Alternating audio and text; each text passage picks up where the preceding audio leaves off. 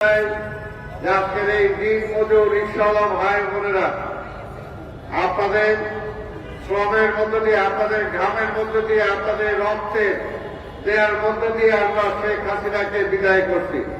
কিন্তু এখনো কি গণতন্ত্র পাইছি আমরা? জিনিসপত্রের দাম কমছে, চাল ডাল তেলের দাম কমছে, ঘন রুটির দাম কমছে, কমে নাই।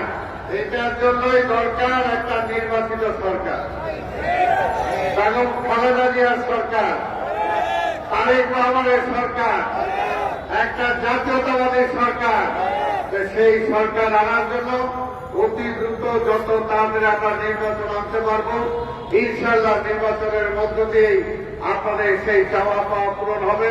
আর এই সরকারকেও বলবো যে আর বেশি সময় নিয়ে না, বেশি সময় নিলেই আওয়ামী লীগের দোসররা, আওয়ামী লীগের শেখ হাসিনা, তার সহযোগী যারা বিদেশে যারা আছে তারা বহুত পয়সা বসে আছে। কাজে গণতন্ত্র তো ক্ষতি করছে, স্বাধীনতার ক্ষতি করার জন্য এখনো ষড়যন্ত্র করতেছে। এই শ্রমবান্ধব শ্রমিক মানুষদের যদি দাবি দাওয়া পূরণ করতে হয়, নির্বাচিত সরকার ছাড়া বিকল্প নাই। তাই আমরা নির্বাচন চাই। কি বলে নির্বাচন চাই? নির্বাচন চাই।